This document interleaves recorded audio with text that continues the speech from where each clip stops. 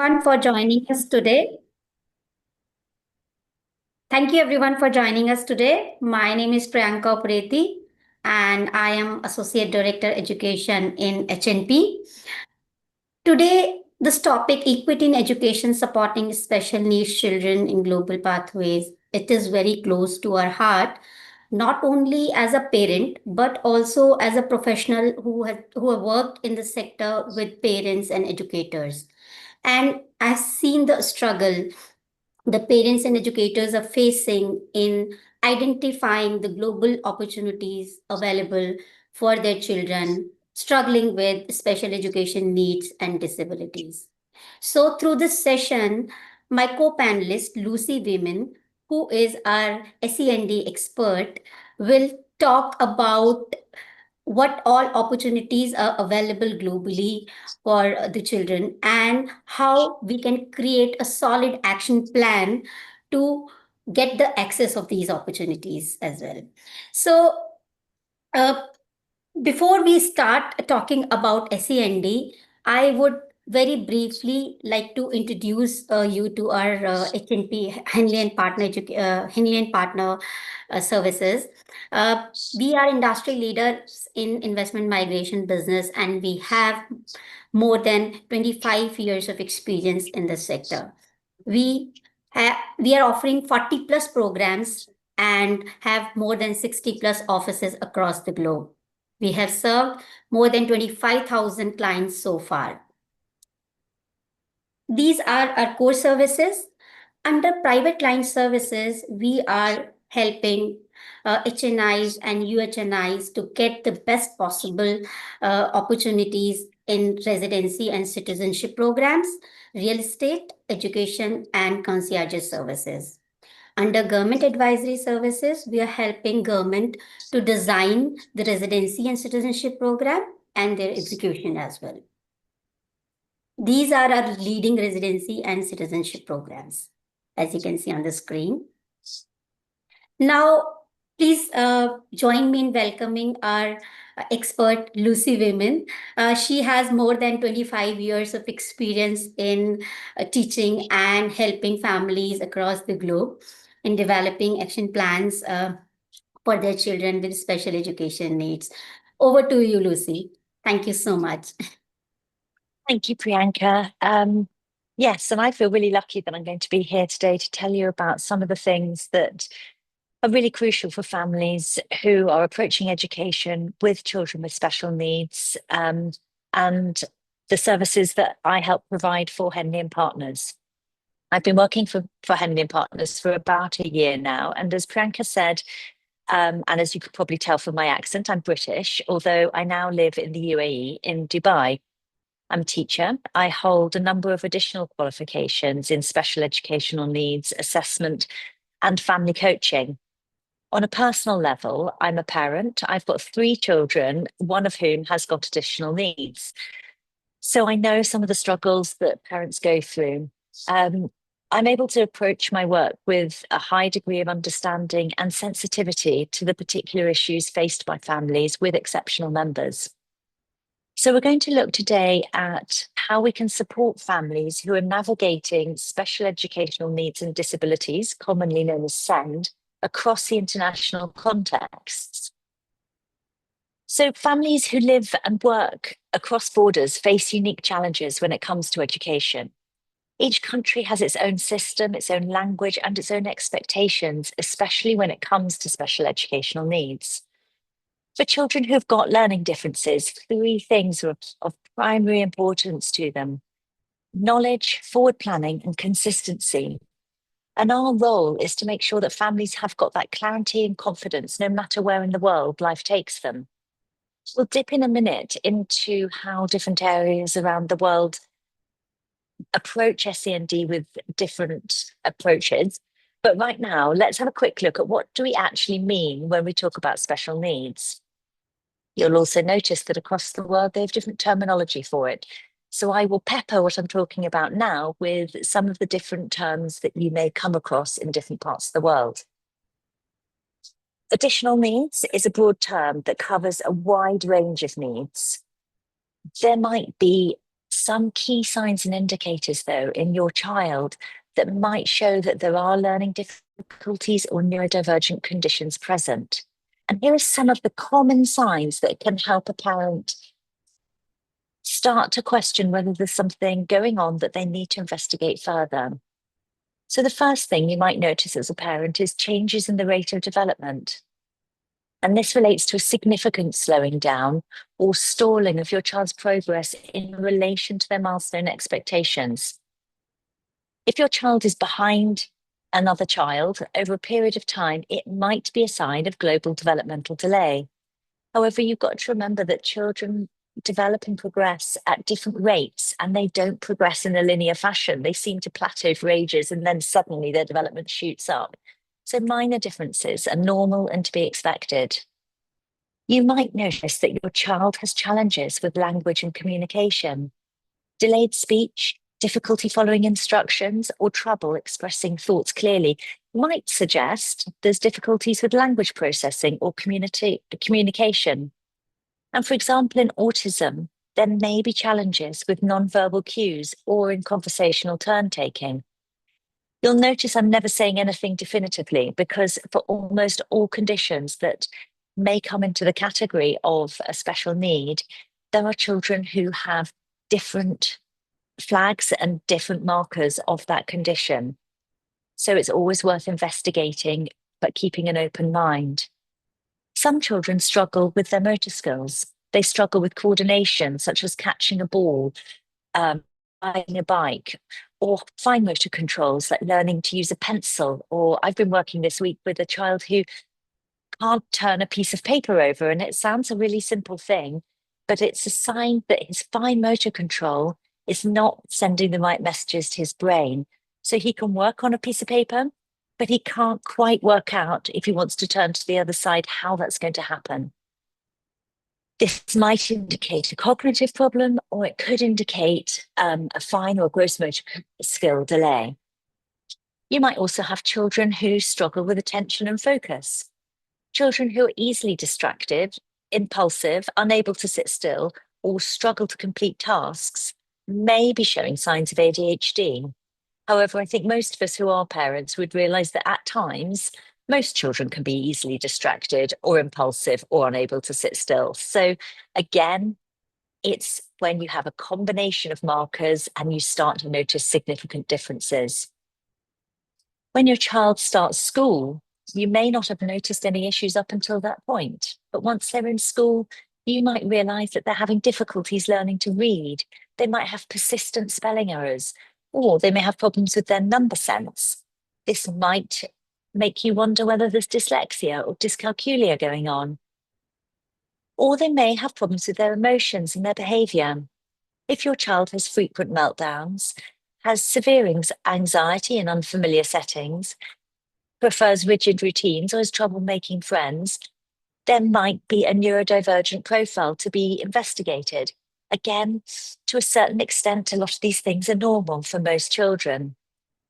It's really important that we remember that each child is unique, and understanding their profile allows us to create the right environment for them to succeed. It's really important to identify and address any needs you find early on, because this can make a really significant difference to the long-term outcomes. And also, it's worth remembering that a special needs also includes exceptionally gifted children, whether that be in academic ability, music, sport, or anything else. A child may have a specific difficulty, such as dyslexia or being blind, or they might have broader challenges, such as slow processing or reduced cognitive function. When you're looking at a global schooling and moving your schooling around the world, I'm often asked by parents whether they should admit, in inverted commas, to their child's additional needs or try and hide them during visits and entrance assessments in order to secure their child a place in the school. Because there is some knowledge that some schools can be reluctant to admit children with special needs. But my advice always stays the same. If you have to hide your child's needs, and the school would be unlikely to accept your child if they knew of their struggles, then that school is not the right place for your child. The central player in all of these decisions has to be your child's needs and their development and ensuring that they can receive the best possible provision so they can reach their potential. So let's look, now we've thought a bit about what special needs are, let's have a look at some of the different systems and cultures around special needs in the world. We're going to have a really brief overview which will highlight broad patterns used for families when they're planning a global relocation. Within each region, provision will also vary massively by state, territory, authority, and even by school. In many places, independent or private schools can offer more flexibility and faster access to support. But the policies, admissions criteria, and resourcing can still differ. When it comes to universities, the opposite's often true, and an adult child may well have more protection by law to follow their desired higher education pathway.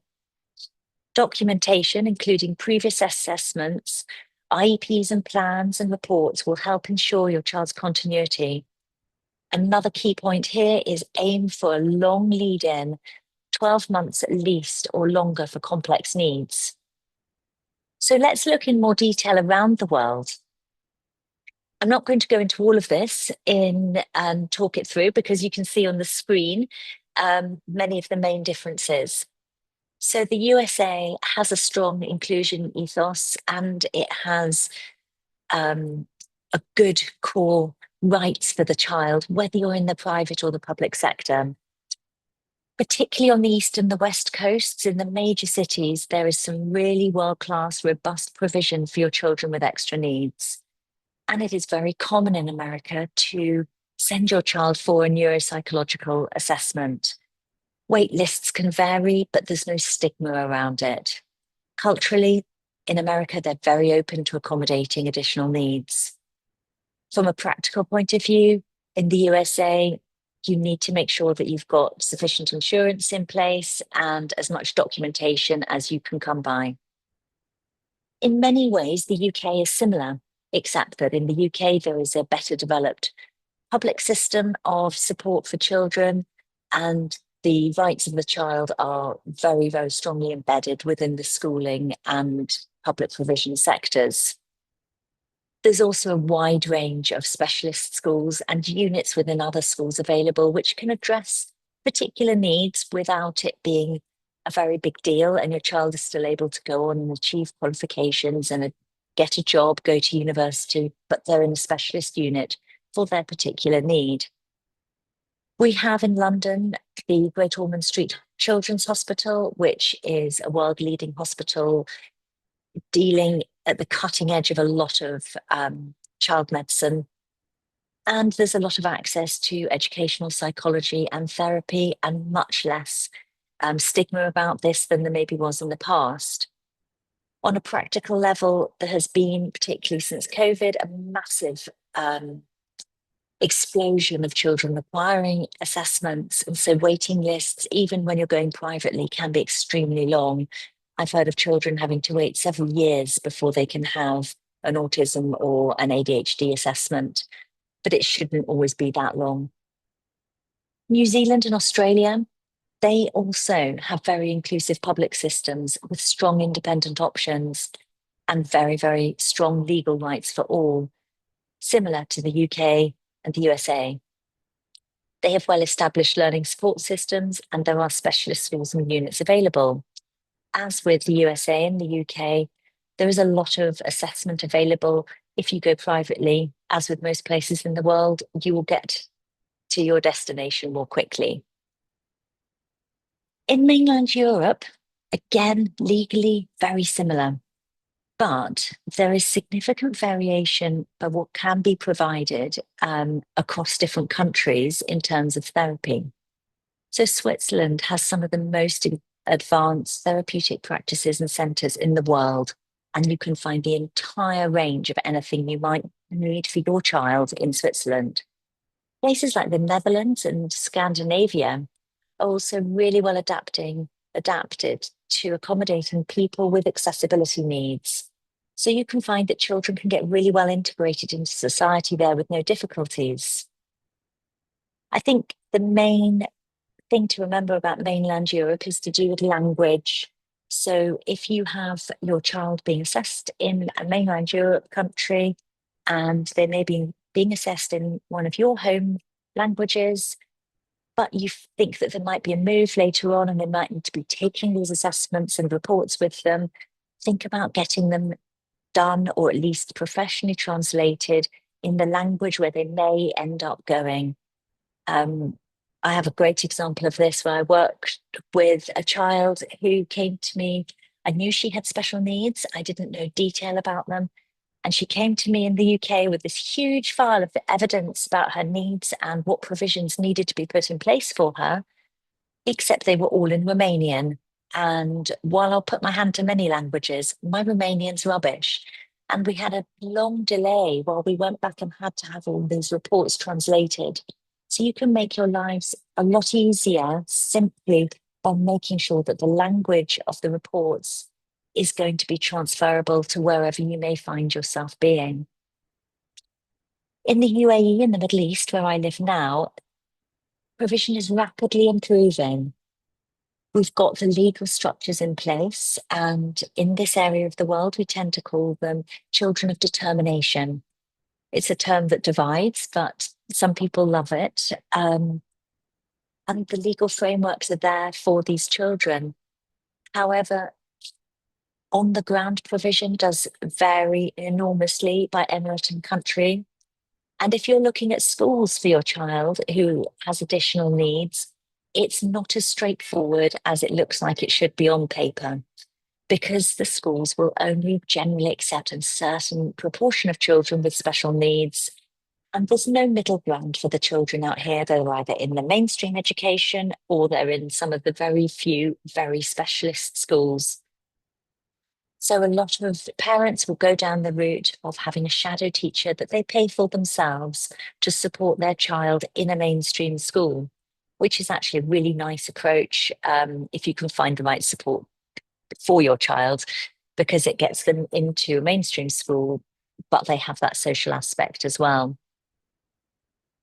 They're getting increasingly open over here, and the access to therapy is also excellent. And I work very closely with a lot of therapy centres in Dubai, and I have been impressed the whole way through. Thank you, Priyanka. Um, so, if you've moved away from your home country and you've noticed some of the signs that I talked about at the beginning, and you're thinking whether you might need to look about getting some support for your child, the first thing you might think is, well, where am I going to go for this support? Because in different countries, there will be different routes for you to take for assessments, diagnoses, action plans, therapies, and all the rest of it. If your child's already in school, there will be somebody, wherever you are in the world, that's inclusion officer, or what we call a SENCO, which stands for a special educational needs coordinator. And they will be a really good first port of call to you, just to say, look, I'm worried about my child and where do you think I should be starting? And they will help signpost you. If you know what you need, you can go to an educational assessor. Like me, I assess for dyslexia and I assess for dyscalculia, for very specific learning difficulties. Those are maybe the right people to go to.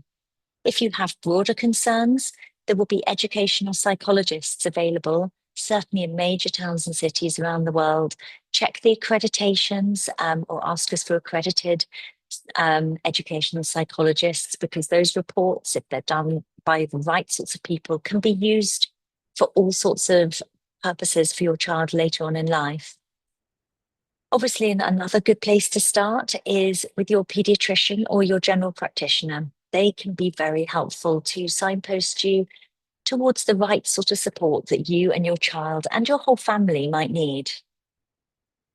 There are specialist therapists available in most places as well, speech and language therapists who will help not only with spoken language, but they'll help with communication issues as well and help your child make the most of the communication difficulties they may be having. Or occupational therapists. Now, these are therapists that I've been coming along to know more in the last few months with the child that I've been working with out here in Dubai.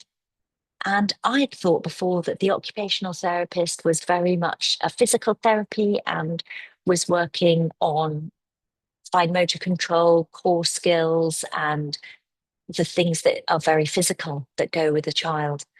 But actually, the occupational therapist is doing a much broader job than that and is helping this child to be safe in school, to be able to get up and down the stairs confidently, and then to be able to make the cognitive links between physical activity and brain activity.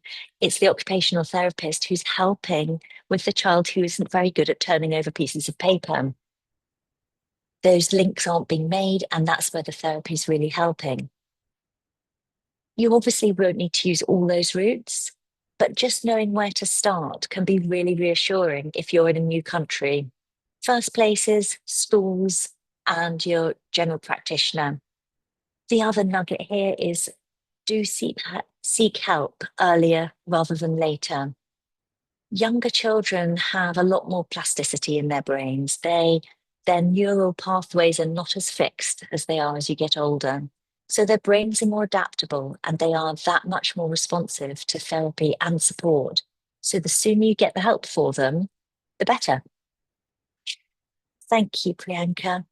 So no matter where you go in the world, there are a few things that I think are really crucial around the world for supporting your child with special needs. The first one is to allow as much time as possible for planning a move. It's complicated enough, and there are extra things to be dealt with when you're taking a child with special needs around the world. I would also really recommend that you create and bring with you a portable evidence pack, which should have a cover sheet of a very brief outline of your child's needs and what their requirements are in terms of support. It would also have in it their latest assessments and diagnoses. It would have school reports, previous plans, teacher comments, and this student profile.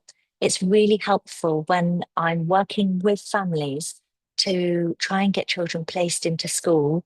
And the moment I say they've got some additional needs and the admissions department start panicking, if I can send them over and say, this is exactly what we're dealing with and exactly the level of support the child needs, it saves a lot of time. And the schools are far more willing to be accommodating when they know exactly what they're managing.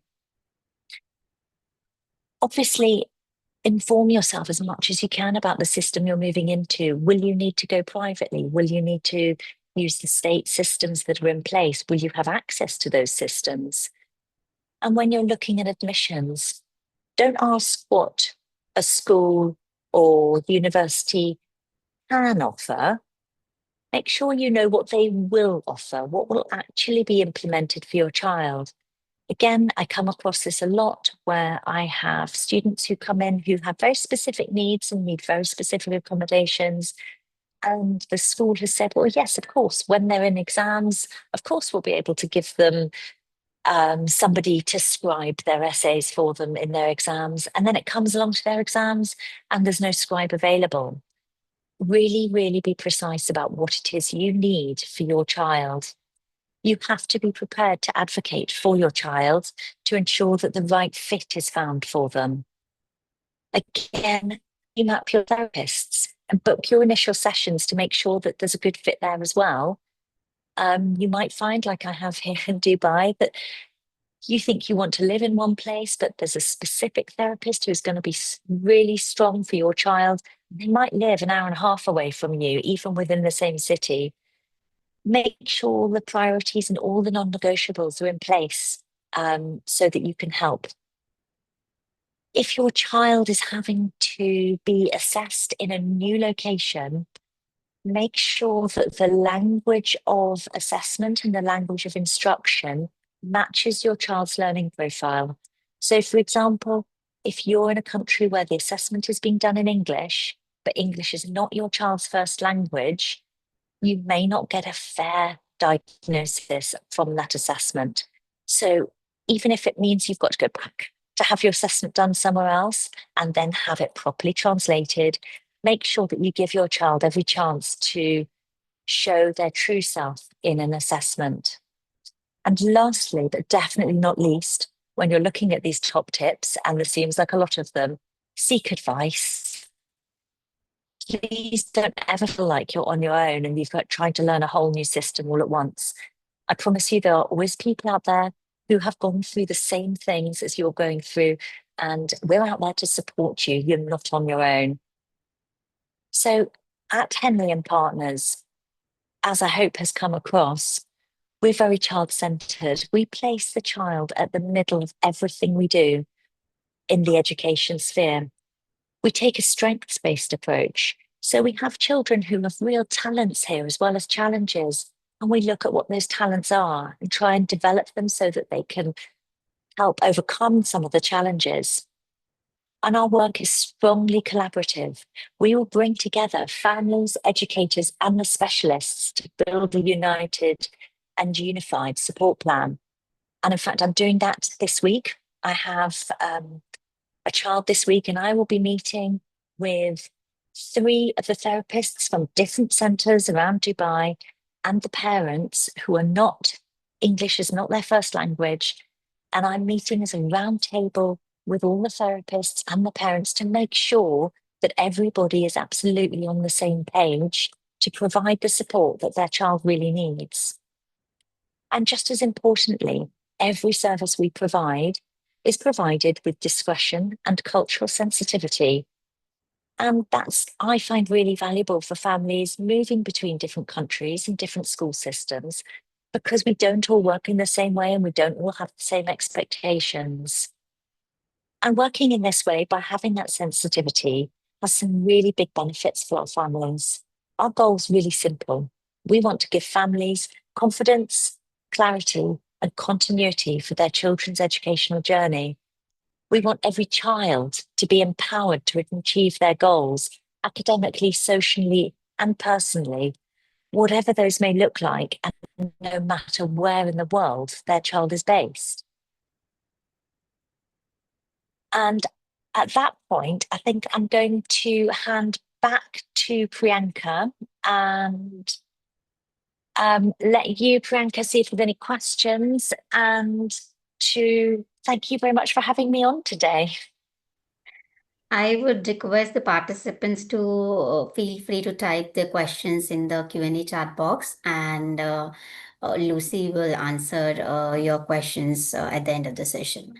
So before we end, I would like to very briefly introduce you to our education services and how Henley and Partner Education can help you in developing a plan for your child education abroad. Uh, these are our core services starting from assessment, which we call Henley Academic Profiling Assessment, HAPA. It is an online adaptive assessment tool. It's an international assessment because it is benchmarked against UK independent school students, and it covers maths, English, verbal, and nonverbal reasoning. Uh, Children starting from the age of 6 to 16 are eligible for this assessment, and it will help you to uh, evaluate the academic performance of your children in relation to their international peers. Once the assessment will be submitted, you will receive a detailed report along with a consultation call from an HAPA expert. School and university admission counseling services are our main core service, where we are helping families and students with our counseling team. And the process is very simple. It will start with a 45 or 50 minutes introductory call where we'll try to understand all your requirements, like in which country you want to move in, what are your priorities, are you moving for education or for any other purpose, or how old is your child, how they're performing academically. Once we have everything, like all the requirements with us, we'll connect you with our counselors like Lucy and other counselors we have in our team. And then They will be there with you throughout this journey, starting from identifying a school or university for your children till the final submission of application in the shortlisted school or university. Under additional services, we are offering summer programs, exposure visits, and mentoring and coaching. Plus, as today's topic is very important, we are helping families with special education needs. Uh, we are also offering concierge services on request. Uh, and this is a lovely team of counselors headed by Miss Tess Wilkinson.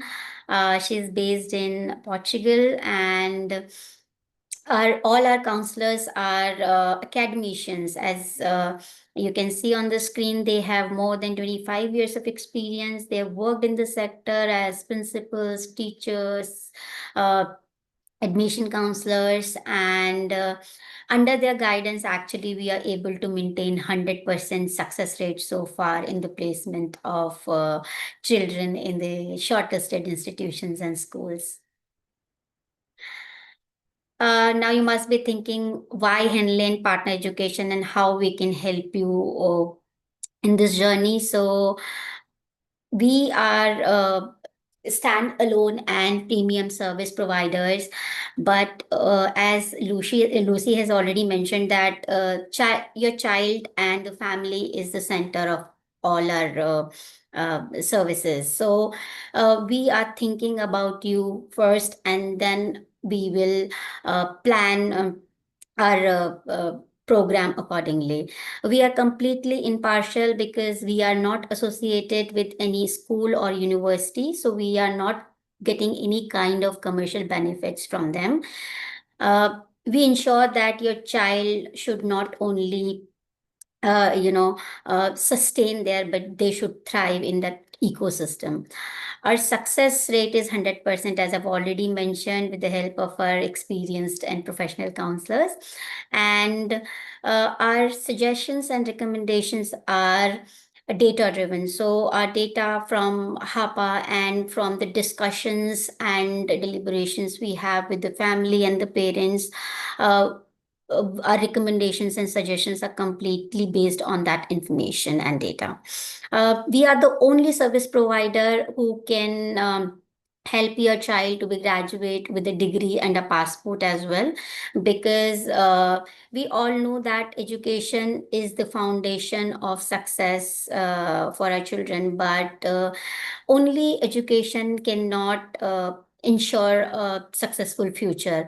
Uh, your the education your child has received in which country and where the child is working is also very very important, and that is why clubbing the education plan of your children along with the right kind of residency and citizenship program is the only way to set up your child for global success. uh, our experience as educators is the need of the hour, because we the well-being and the uh, uh, impact we have with the services on the life of your children will make it very very uh, as bright and effective in future. So that is it from my side, and if you have any questions, please feel free to write it in the chat box and let us know. I'll stop sharing the screen so that I can look at the questions if we have any. I was answering them while you were speaking, actually, Priyanka. There's Okay, been you quite have a lot of really answered. nice questions that have come in Right, about all sorts of things, from whether the same is applicable to schools and as it is to universities, or vice versa, in fact. right, And while the legal requirements are the same, I would say universities will have different ways of applying those legal requirements. And again, the more evidence that you can go to them beforehand and check that what's in place for them will actually be carried out. If you need physical accommodations for where they're living and access to lectures and things, then yes, it can be hard to find out these things. And that's why it's really useful to have somebody on board who will take your file of information and really help with the practicalities of where people need to be going. I was also asked whether the HAPA was suitable for children with additional needs. And yeah, unless it's a really, really severe difficulty where they're not actually able to access the test, then yes, it is suitable. And it covers a wide range of abilities and will give you a lot of information, not just on what they are being strong at, but where their weaknesses and where their areas of need might be as well. Um, and I was asked about different therapies around the world. And yeah, it is difficult and they can add up to being, costing enormous amounts if insurance doesn't cover them. And I guess that's where you come in. If you've got citizenship organized for somebody, then the state, what the provision is, should help. I'm not very good at that side of things, but I know that in, many countries, there is much more provision that's provided for the youngest children that might need it anyway. So yeah, off the top of my head, I haven't looked back at the questions, but those are some of the things that were asked. And I'm always very happy to answer questions about moving children and families around the world with special needs or not special needs children. Perfect. So please feel free to connect with us anytime in case if you have any additional questions or if you want to connect with Lucy or with me for any further information. Thank you so much, everyone, from our side, and thank you for being here with us. Great. Thank you very much.